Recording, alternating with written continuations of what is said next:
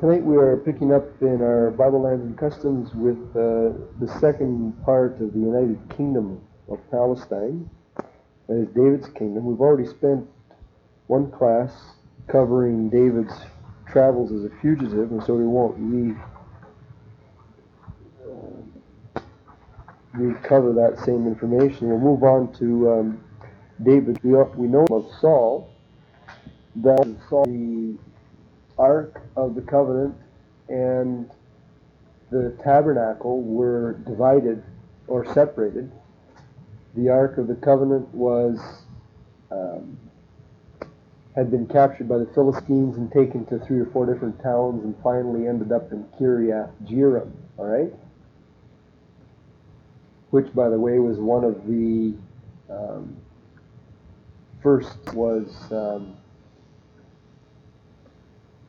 it belonged to the Hivites that were in league with the Gibeon when the Jews came into the land in the first part of the conquest under Joshua, and Kiriath Jearim was one of three towns that belonged to Gibeon, and people were Hivites, and they had made a league of peace with Joshua.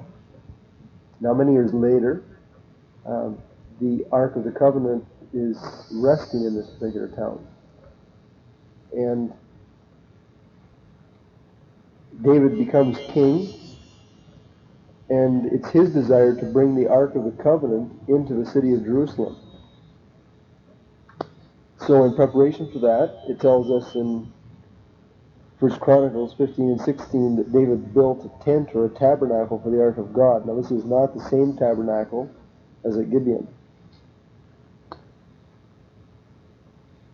After getting that ready, he tries to bring the Ark up and doesn't quite make it. I learned something tonight that I didn't know. I learned tonight that there was a difference between Mount Moriah and Zion. I considered them synonymous.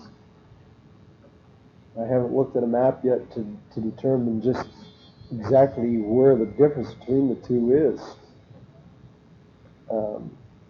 It says that David first brought, he went down to Kiriath Jearim with all the people, and they were dancing and everything, bringing the ark back and singing praises to God, and remember the guy touched it. They were bringing it back with oxen, contrary to the instructions that God had given Moses regarding the transfer of the ark. And they got to a place with the name of House of Obed-Edom. Obed-Edom, it says here. And that's where Uzzah was killed. So David got all upset. He sort of got back. In the meantime, God blessed the house of Obed-Edom, and so David decided to try again, and this time he was successful. The Levites carried the ark this time, like it was supposed to have been done, and they brought it into the tabernacle. It tells us in let's see, 2 Chronicles 1:4.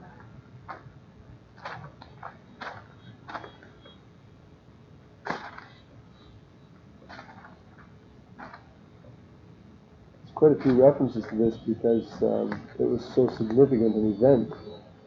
Verse 4, the Ark of God had David brought up from Kiriath Jearim to the place which David had prepared for it, or pitched a tent for it at Jerusalem. And if you go back to 1 Chronicles chapter 16, verse 1, it says, they brought the Ark of God and set it inside the tent that David had pitched for it, and they offered burnt sacrifices and peace offerings. And this was Zion, in David's own capital city.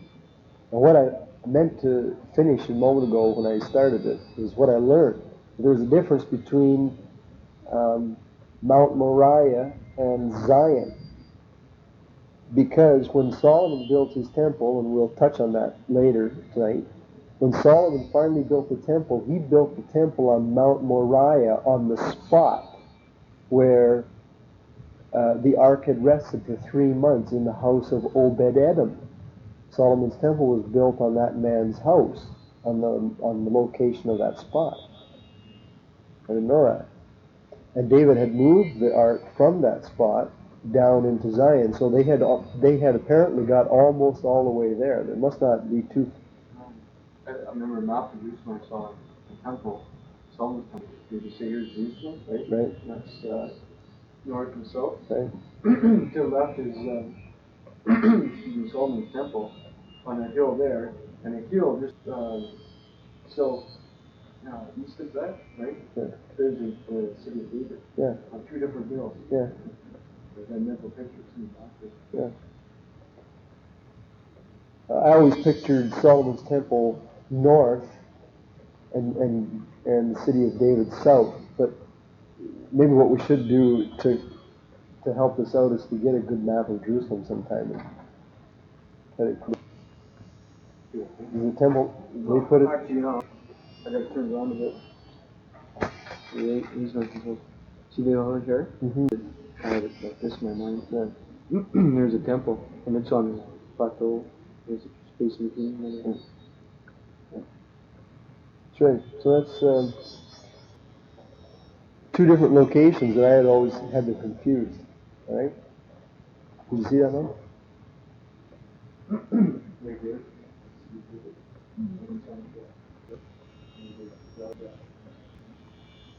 And if I understand it right, Kiryat Jearim is about 5 miles northwest of Jerusalem. So they had successfully brought, on that first attempt, they had brought the ark almost all the way. And then when they got up on the hill, it had tipped over, and that's where they left it for 3 months. And that was the spot, we'll touch on it later when we come to Solomon's center of worship, that he built his temple, right in the spot. Okay?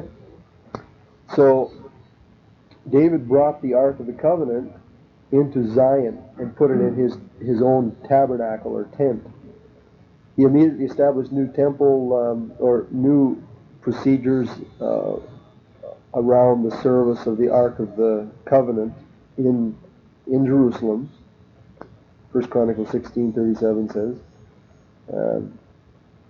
I think he made the fellow in whose house it had stayed. He made him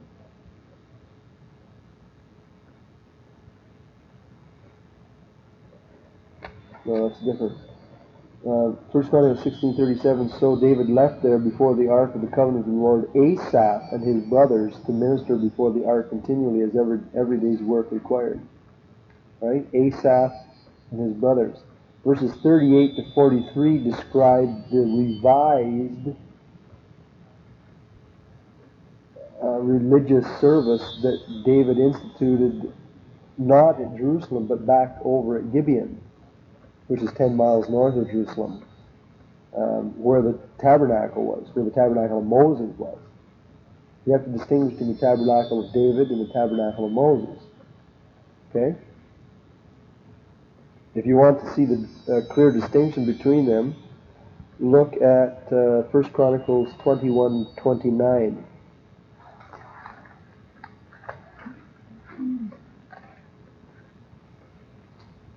At the end of his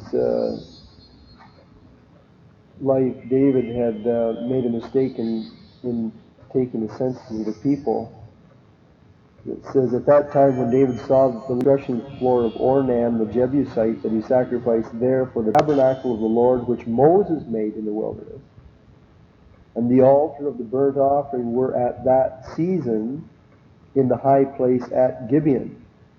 So the very last days of David, the altar and the tabernacle of Moses and the Ark of the Covenant divided in the days of David, even though David had brought the Ark of the Covenant to Jerusalem.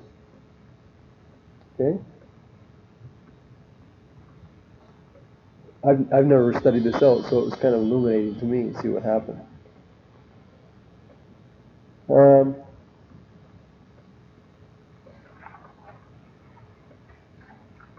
so, again, throughout the whole reign of David, the Tabernacle of Moses and the Ark of the Covenant remained separated.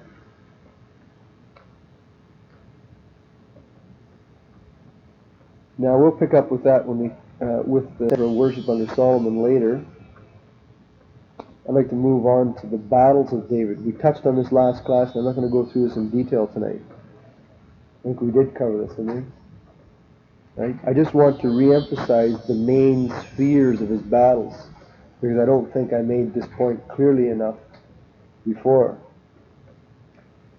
The first 7 verses of the second describe for us David's coronation as king. We'll have to read that. Upon the death of Saul, David was crowned king. 2 Samuel 2, verses 1 to 7. And it came to pass after this, that is after David's lament for the deaths of Saul and Jonathan, David inquired of the Lord, saying, Shall I go up into any of the cities of Judah? And the Lord said to him, David said, Where shall I go up? And God to Hebron. So David went up there, and his 2 wives also, Ahinoam the Jezreelitess, and Abigail, Nabal's wife, the Carmelite. His men who were with him did David bring up, every man with his household, and they dwelt in the cities of Hebron. And the men of Judah came, and there they anointed David king over the house of Judah. They told David, saying, The men of Jabesh Gilead were they that buried Saul. So David sends a message of peace up to those men. Jabesh Gilead. Where is Jabesh Gilead? Remember? East side of the Jordan, just south from Beth Shan, the place where the Philistines had put Saul and Jonathan's their heads. Okay? So David is established as king. For the first 7.5 years of his reign, he was involved for consolidation of his throne. This takes up the first 4 chapters of 2 Samuel. 2 Samuel 5:5 brings us to the conclusion of that. He was finally consolidated on the throne. I'll read verses 4 and 5. Well, I think we'll read the first 5 verses. Then came all the tribes of Israel unto Hebron to speak to David, and spoke, saying, Behold, we are thy bone and flesh. In time past, when king over us, you were he who led out and brought in Israel, and said to you, You shall feed my people Israel, you shall be captain over Israel. So all the elders of Israel, that is the 10 tribes, came to the king at Hebron in the south, and King David made a league with them in Hebron before the Lord, and they anointed David king over Israel. David was 30 years old when he began to reign. He reigned 40 years. Just 30 began to reign. Same age as Christ, when he was anointed king. Alright? He reigned 40 years. In Hebron he reigned over Judah 7.5 years, and in Jerusalem another 33 years over the whole country. Okay, so that first 7.5 years warfare was basically civil war against a son of Saul that set up his kingdom to the north. He was finally defeated, and David was made king. The next battle that David fought is only briefly alluded to in 2 Samuel, but in the Chronicles accounts it's given more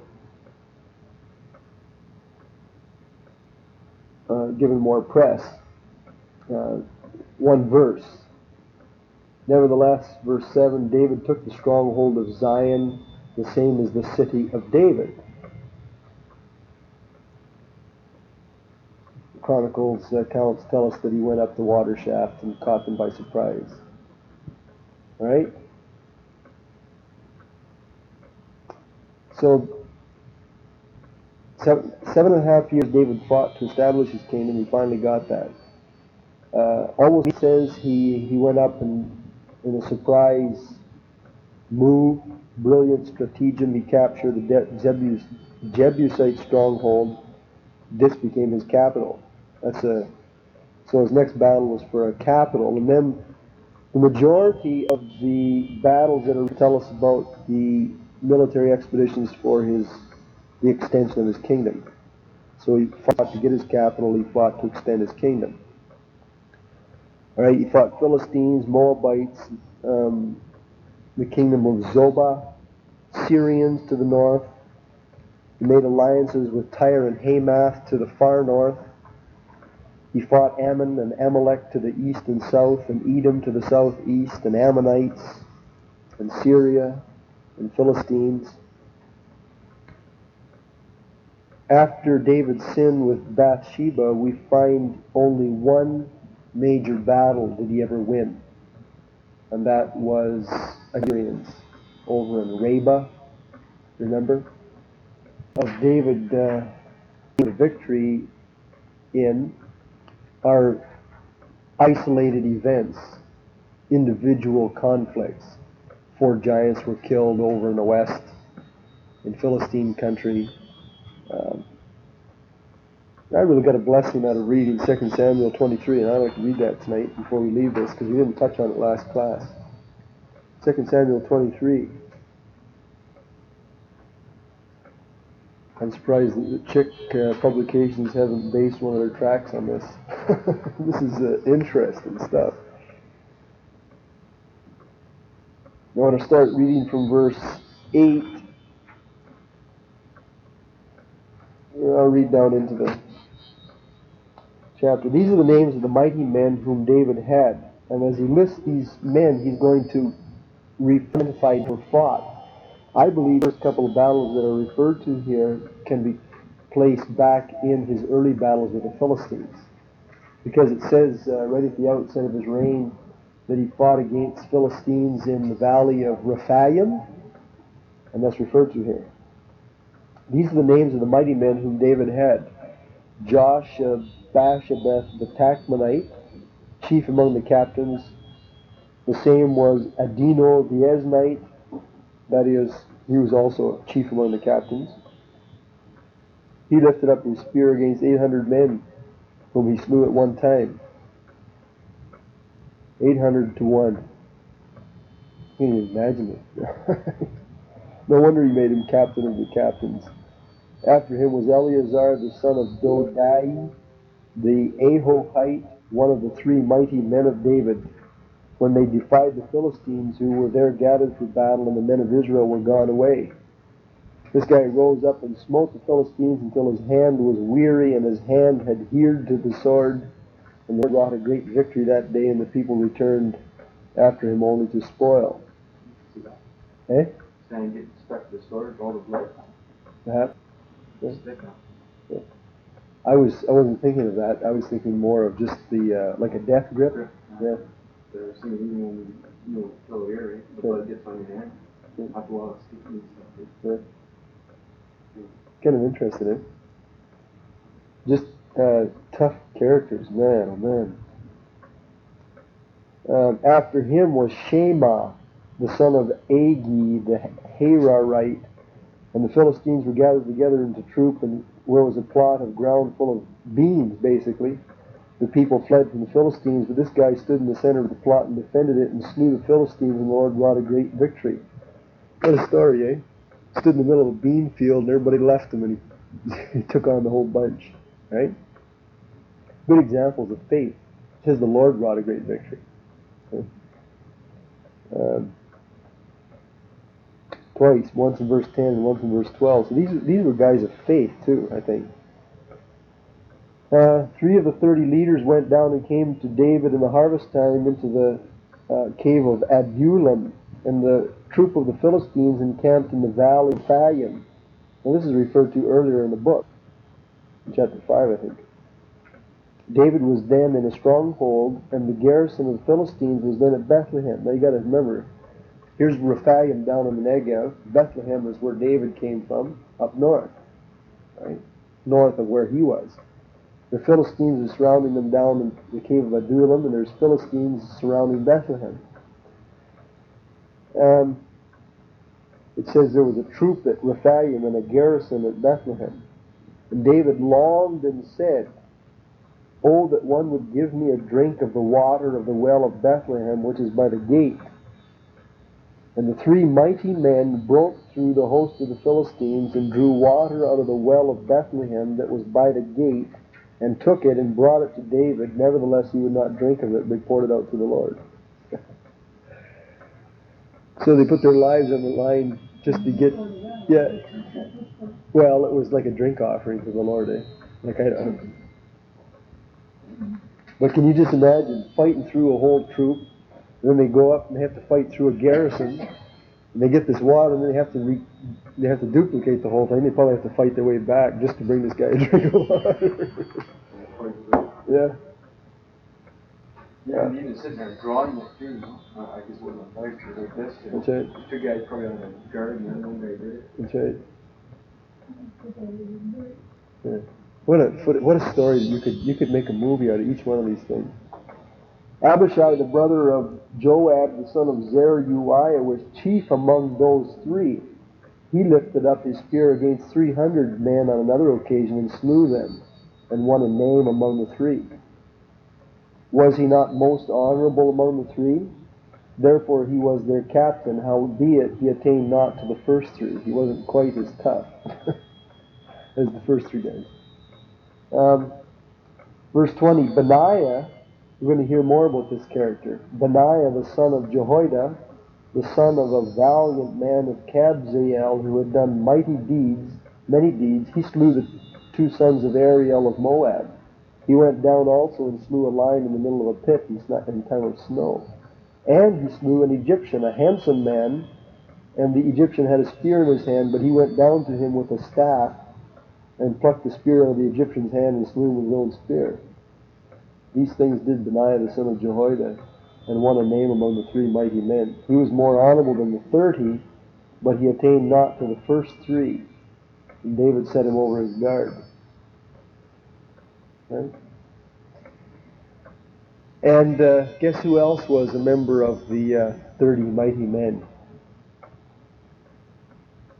You have Asahel in verse 24. He was killed by Joab, one of these 30 men. Okay? And Uriah the Hittite is last mentioned. Just think about that. David had to tell these chief warriors to set up one of their own guys.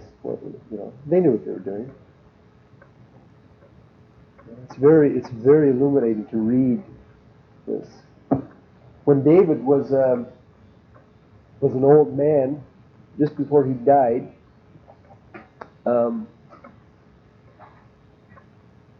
one of his sons rebelled and tried to take over the kingdom. This is after Absalom had died, and after David had already established that Solomon was going to take his place. And Joab went with Adonijah.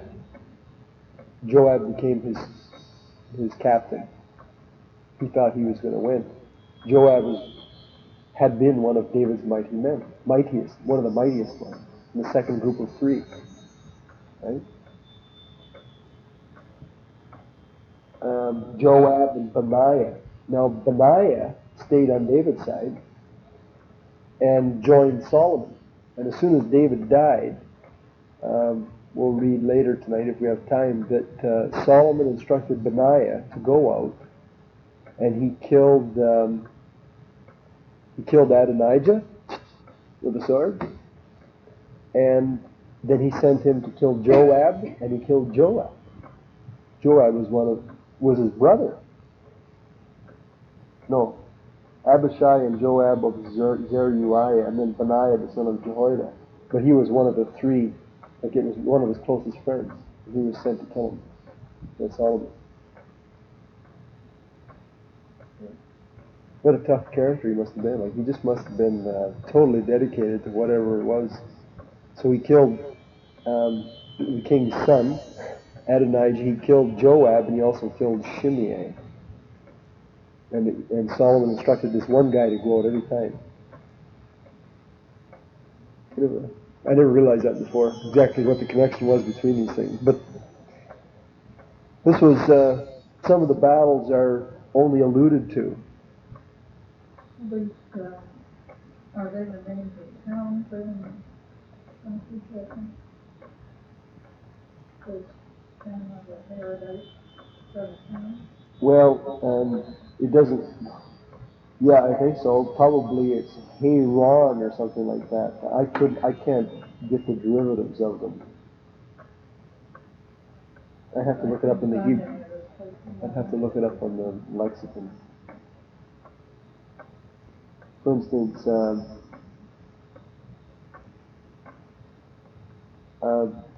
verse 29, the son of Diana, a Netophathite. Netopha is a town. And there was another one. Arbathite. There's a town called Arba. Yeah, I think so. Yeah. In verse 34, Maaccathite. The root for that is Maacah. The Carmelite, Carmel. So. Okay.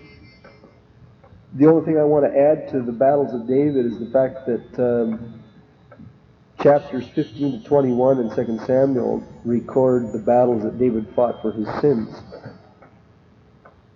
He fought for his capital. He fought for the establishment of his kingdom. He fought for the extension of his kingdom. But because of his sins there in the matter of Bathsheba and Uriah, he fought battles against his own family for his sins. And that's what the scriptures actually say. If you read 2 Samuel 12:10, it says that.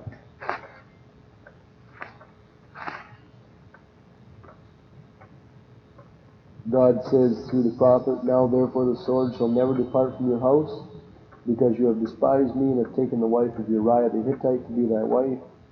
I will raise up evil against you out of your own house. I will take your wives from before thine eyes, give them to your neighbor, who shall lie with their wives in the sight of his son." So this was part of God's punishment, that he had to fight like this.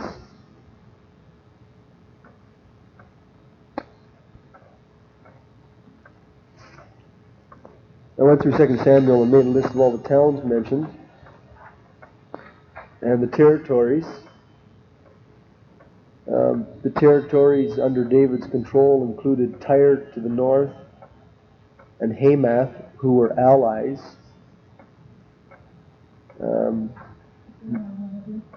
Pardon? Which? There's a series of maps right there that you have. Oh, you took them apart, eh? Yeah, they're all on there.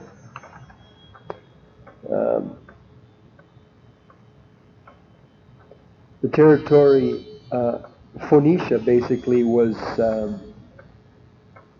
not conquered by David. That was gained by treaty. And Hamath is to the north of that. Which one of those maps has Hamath on it? The second one. The first map I'll mention, it comes from Melis's Maps of the Holy Land. That's the one that you just bought me. Well, Melis's, Mehlis is the woman's name. The first map is Melis's Maps of the Holy Land. That's the source. If you want to write it down.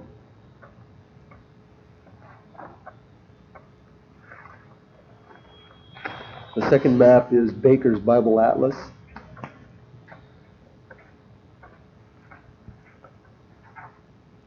Baker's Bible Atlas.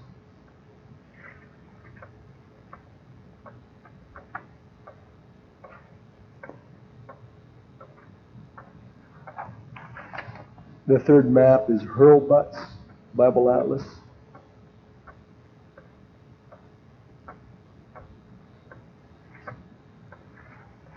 And the last one is the Westminster Historical Atlas to the Bible.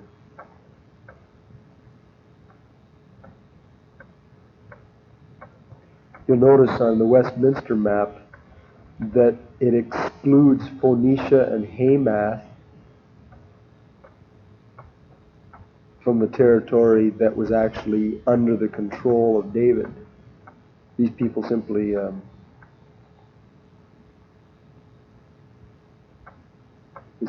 made treaties with David. Okay? But you'll notice on the map that Moab to the southeast was conquered. The vertical lines includes Moab.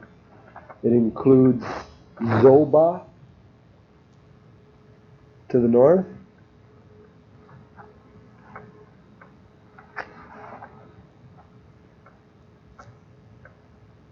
That's off the first map, but you see it on the second map. Zobah is, above Syria. Okay, and it includes Syria and Damascus. He also conquered Ammon to the east, Amalek, which is to the south.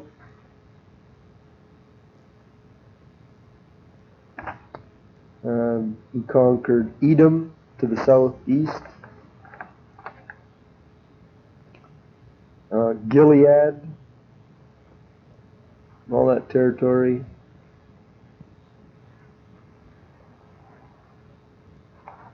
The only part of the country that David didn't really win was that stretch right along the coast of the Mediterranean, which belonged to the Philistines, although they did win certain battles. Okay? So the only outstanding enemy towns that you see during David's reign are Gath and Ashkelon. Those are actually mentioned. 2 Samuel 21:20. The references are there on your sheet.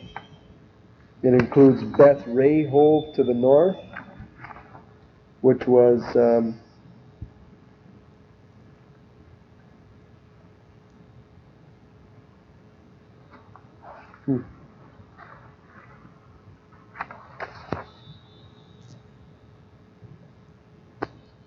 where is that?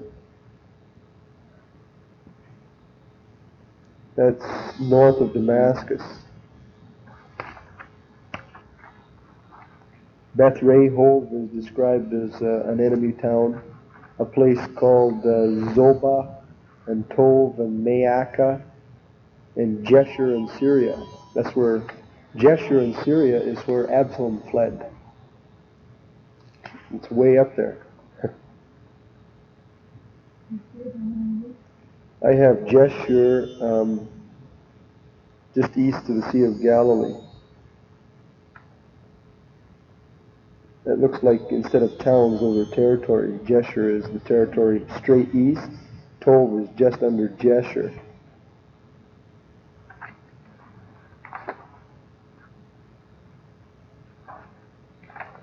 Okay.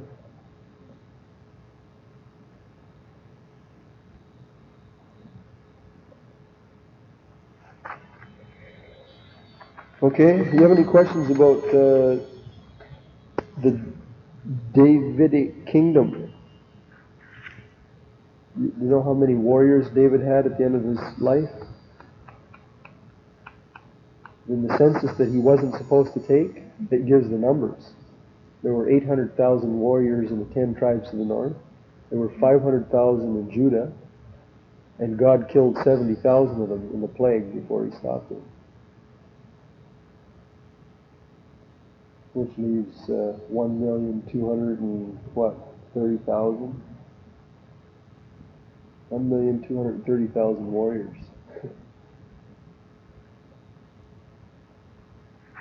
So,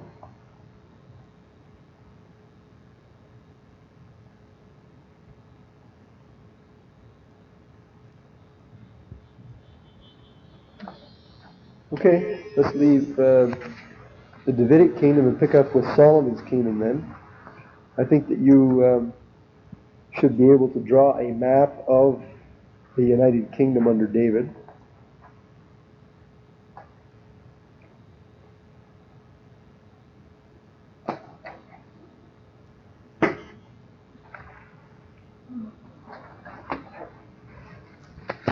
We'll pick up with Solomon's kingdom again with the center of worship.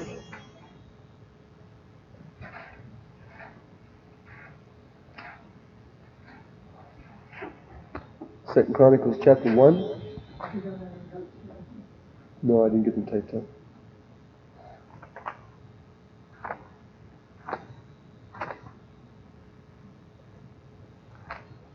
Second Chronicles chapter 1, verses 3, 6, and 13. This is after David dies.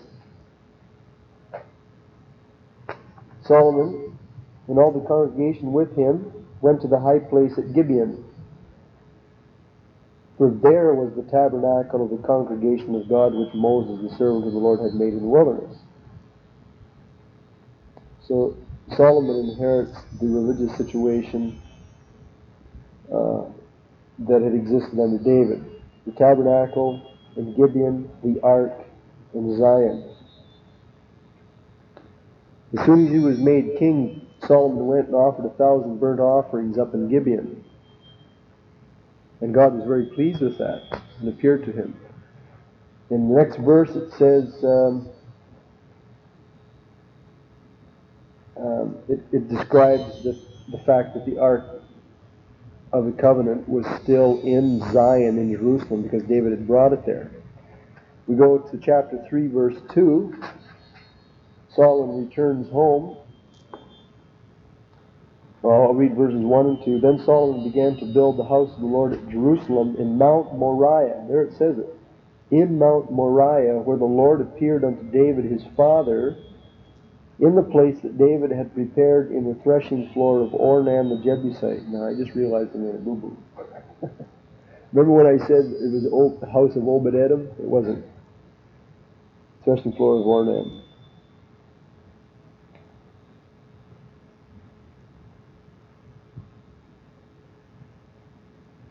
Okay.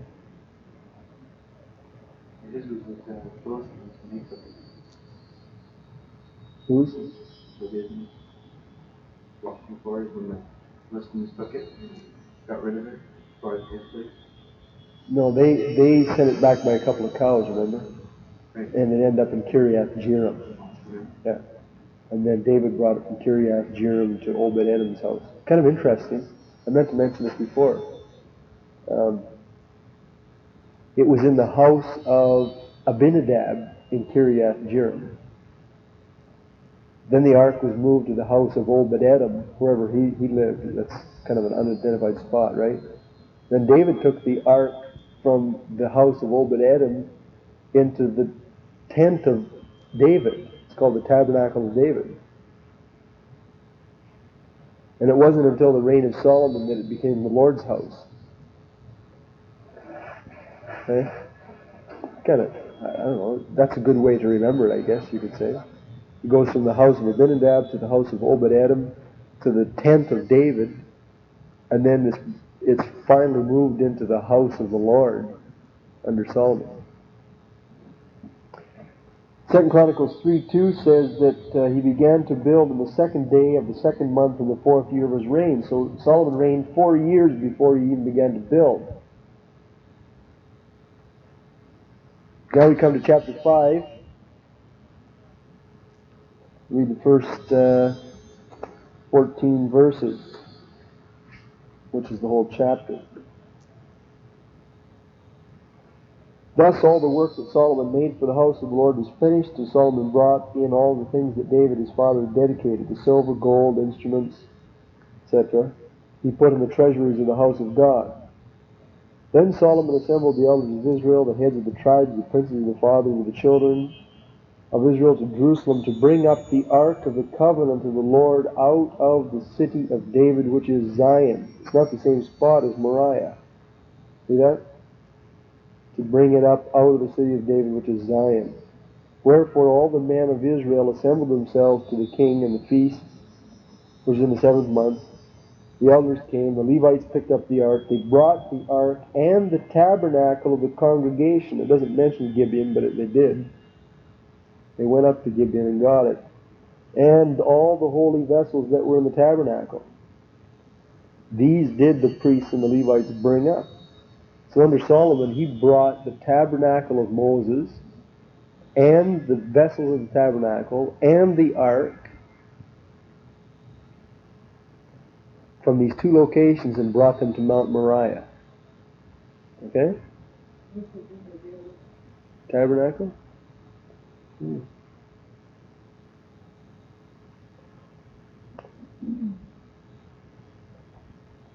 So they offered innumerable sacrifices, it says in verse 6. The priest brought the ark, verse 7, of the covenant into its place in the inner sanctuary of the house, under the wings of the cherubim. They drew out the staves, and they left it there. As soon as the priest came out, and they began to start to praise God, that the Shekinah glory came down and the house was filled with the glory of God.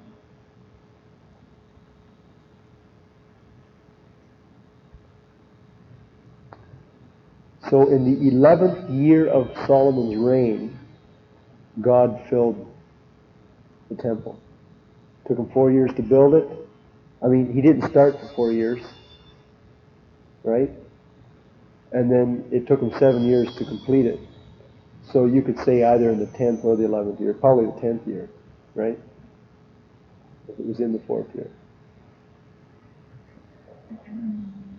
This is kind of interesting. Think about it. Solomon has been reigning for 10 years, and God finally comes and fills the temple. All right? But Solomon spent the next 13 years building his own house. It says that in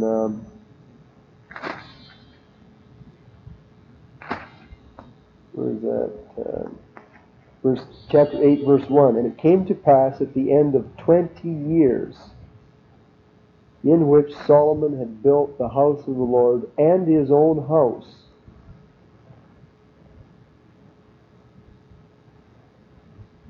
that he fought against a couple of places and won.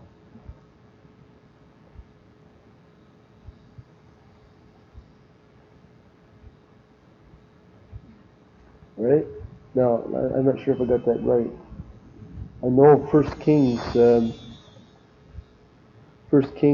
that he spent 7 years building the temple and 13 years building his own house. You just find that reference.